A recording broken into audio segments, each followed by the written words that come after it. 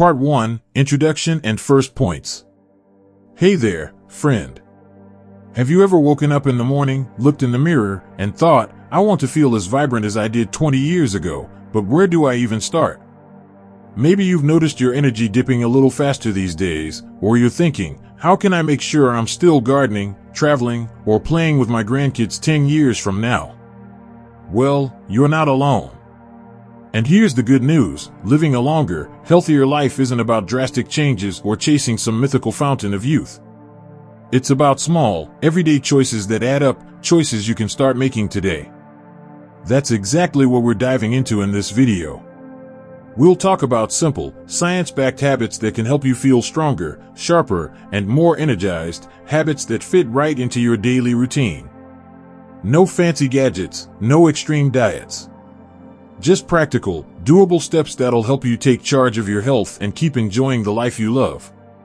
Now, let's start with the very first habit, and this one's so simple, you might even be doing it already without realizing how powerful it is. Let's talk about your morning routine.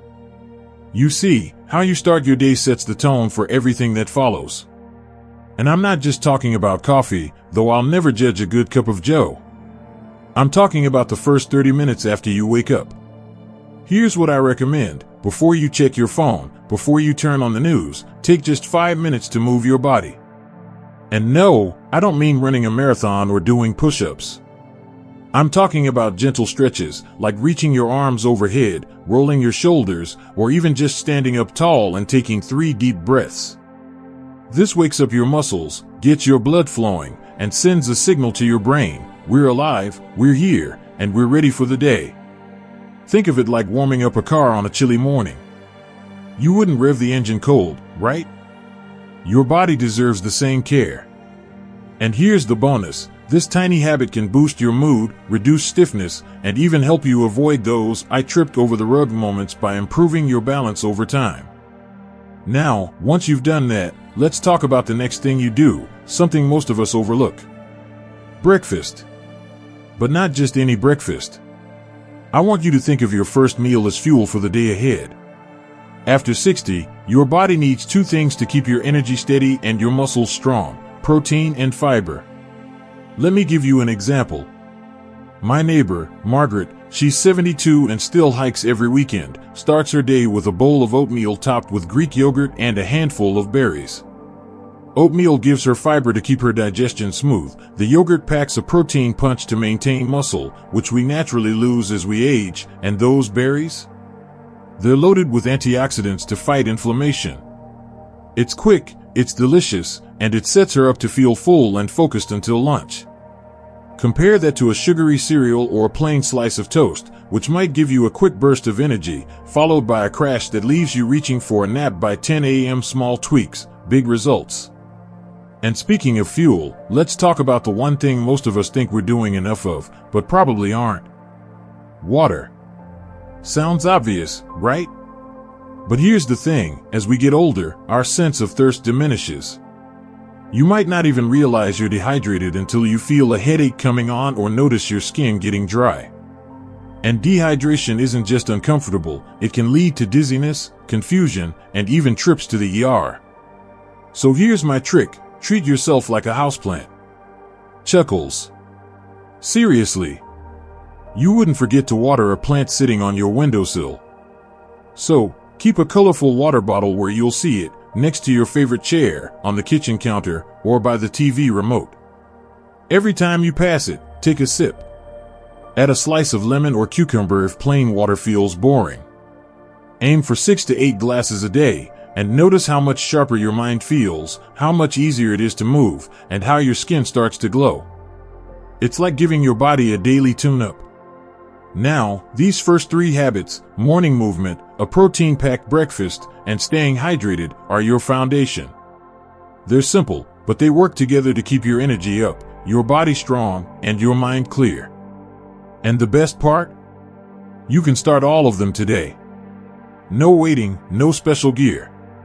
But here's what's next. We're going to talk about the hidden factors that might be sabotaging your health without you even realizing it. Things like, well, that's a conversation for the next part. For now, try one or all three of these habits this week. Maybe swap out your breakfast tomorrow or place that water bottle where you'll see it. And remember, friend, every small step you take is a victory. You've already done the hardest part, showing up for yourself. The rest? We'll take it one day at a time. Part 2, Middle Points. You know, there's something about being out here in the garden that just fills the soul, isn't there? The smell of fresh soil, the colors of the blooms. But here's what I've realized, what's good for the garden is often good for us, too. Plants need sunlight, water, and care to thrive, and so do we. But sometimes, the things that help us grow aren't always obvious. They're quiet, subtle habits that work behind the scenes. So let's talk about one of those hidden factors I mentioned earlier. And trust me, this one might surprise you. Sleep. Now, I know what you're thinking. I've heard this a million times. But here's the twist. It's not just about how much sleep you get. It's about when you get it and how you prepare for it. See, as we age, our sleep patterns shift. You might find yourself waking up earlier or struggling to stay asleep through the night. But here's the problem. Poor sleep doesn't just leave you tired. It weakens your immune system, muddles your thinking, and even affects your balance. Scary, right? But here's the good news. You can train your body to sleep better. Let me share what worked for my friend Carl. He's 68 and used to toss and turn for hours. Then he started a simple wind-down ritual every night. 30 minutes before bed, he turns off the TV, dims the lights, and sips a cup of chamomile tea while listening to soft jazz. Sometimes he even jots down a quick list of 3 things he's grateful for that day. Why does this work? The dim lights signal to your brain that it's time to produce melatonin, the sleep hormone. The gratitude practice eases stress. And avoiding screens? That blue light from your phone or TV tricks your brain into thinking it's daytime. Carl told me after just 2 weeks, he was falling asleep faster and waking up feeling refreshed, not groggy. Now, let's talk about another hidden factor, one that's just as important as sleep, but far too many of us brush it off as we get older. Social connection. I know, you might be thinking, I've got my routines, my family calls sometimes, isn't that enough? But here's the truth, loneliness isn't just a feeling. It's a health risk. Studies show that chronic loneliness can be as harmful as smoking 15 cigarettes a day. It weakens your heart, your mind, and your resilience. But here's the flip side, staying socially active doesn't mean you need to host dinner parties or join a loud gym class. It's about finding little ways to connect that fit your style. Take my cousin Elaine, for example. She's 75 and has never been a joiner. But once a week, she meets her neighbor, Ruth, for a walk around the block. They talk about everything, their grandkids, the silly squirrels in their yards, even their worries. Elaine says those walks are her therapy. Or what about George, a viewer who emailed me last month? He started a weekly phone call with his old college buddy. They don't talk about anything profound, just sports, the weather, memories. But George says it's like plugging his soul into a charger. The point is, connection doesn't have to be complicated. It could be a smile at the mail carrier, a wave to the neighbor walking their dog, or even a handwritten note to a friend. These small moments remind your brain, you're not alone. You matter. And that sense of belonging? It's like a shield against stress and illness. But there's one more hidden factor we need to address, something that creeps up quietly, often disguised as just part of getting older. Stress. Now, I'm not talking about the occasional worry, we all have those. I'm talking about the chronic stress that simmers in the background, financial worries, health anxieties, or even the stress of feeling like you're losing control over your life. Here's the thing, long-term stress floods your body with cortisol, a hormone that's great in small doses, like helping you dodge a falling branch, but toxic when it never turns off. It weakens your immune system, raises blood pressure, and can even shrink the part of your brain responsible for memory. But here's the secret, you don't have to eliminate stress to manage it. You just need to build stress buffers into your day. Let me give you an example. Every morning, my Aunt Lydia, she's 80 and still runs her own antique shop, spends 5 minutes writing in a journal. She doesn't write anything deep, just a few sentences about what she's looking forward to that day. She says it's like clearing the fog from her mind. Another trick? The 4-7-8 breathing method. Breathe in for 4 seconds, hold it for 7, exhale for 8. Do this 3 times, and it's like hitting a reset button for your nervous system. You can do it waiting in line at the grocery store or sitting in your car. The key is to find what works for you. Maybe it's tending to your tomatoes, losing yourself in a crossword puzzle, or humming your favorite song. These small pauses act like speed bumps for stress, slowing it down before it spirals. Now, these habits, sleep, connection, stress management, they're like the roots of a tree. You don't always see them, but they're what keep you steady, nourished, and strong. And the beauty is, they don't demand perfection. Miss a day? That's okay. Start again tomorrow. But there's one last piece to this puzzle, a habit that ties everything together. It's about how you talk to yourself, how you see your future, and, well, that's a conversation for next time. For now, pick one of these hidden habits and give it a try this week. Maybe tonight, you'll dim the lights an hour earlier, or tomorrow, you'll call an old friend just because. Remember, friend, aging isn't about stopping the clock. It's about living fully in whatever time you've got. And you've got more power over that than you think. Part 3, Final Points and Conclusion. You ever meet someone who just radiates joy? Maybe it's the way they laugh a little louder, or how they find wonder in the smallest things, like the first sip of tea in the morning or the way the light hits the trees in the afternoon. I've always wondered, what's their secret? Is it luck? Good genes? Or is it something they're doing that the rest of us could learn from?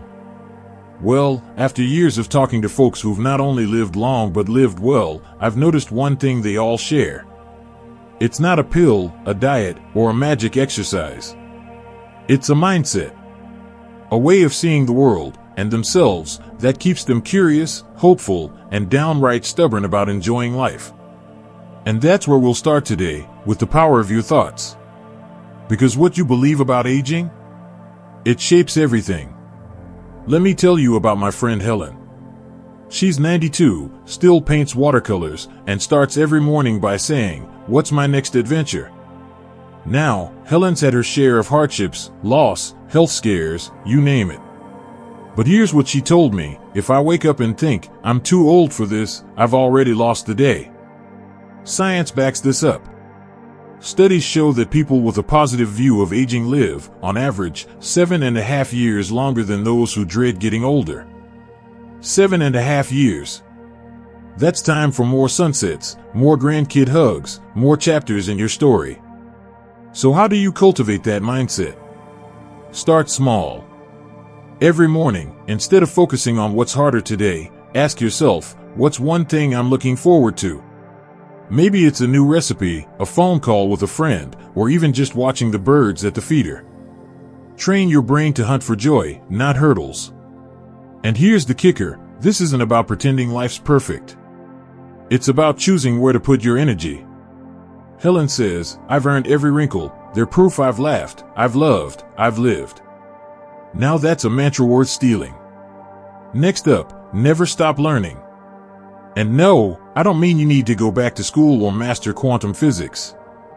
I'm talking about staying curious, about the world, about yourself, about what's possible. Take my Uncle Frank. At 78, he decided to learn Italian. Not because he had to, but because he wanted to read Dante's Inferno in the original language. Now, he's nowhere near fluent, but he practices for 10 minutes a day. He says it's like giving his brain a crossword puzzle on steroids. And guess what? Those little lessons aren't just fun, they're fortifying his memory, focus, and even his confidence. You don't need a grand goal either. Maybe it's learning to knit, trying a new walking route, or even figuring out how to send a voice text to your grandkids. Every time you challenge yourself, even playfully, you're building new neural pathways. It's like saying to your brain, "Hey, we're not done yet." But here's the habit that ties all of this together. prevention. Now, I know, doctor's appointments aren't exactly thrilling. But think of it like tending a garden. You don't wait until the plants are wilted and brown to water them. You check the soil, trim the dead leaves, and make sure they've got enough sun. Your body's the same. Schedule those checkups, the blood pressure tests, the bone density scans, the cancer screenings. Ask questions. Be your own advocate. My viewer, Marjorie, caught her osteoporosis early because she insisted on a scan after her sister was diagnosed. Now she's on a simple treatment plan, still gardening, still traveling. That's the power of prevention. And don't forget your emotional health. If you've been feeling off, less motivated, more anxious, talk to someone. Therapy isn't just for crises. It's like a tune-up for your soul. Now, let's tie this all together.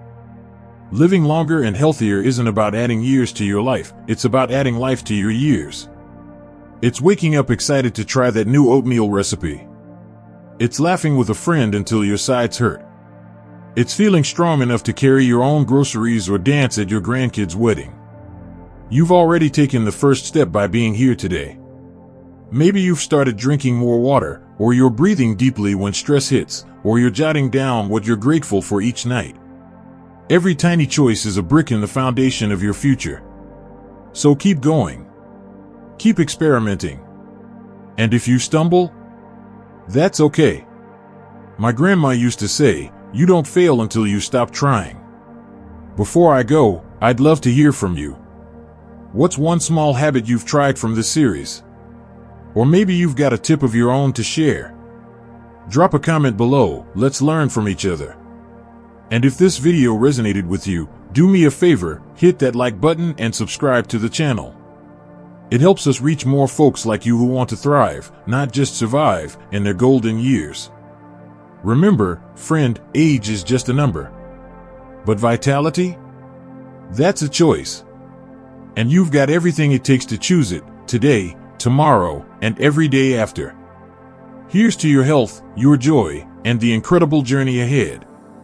Thanks for watching. What habit will you try first? Let us know in the comments.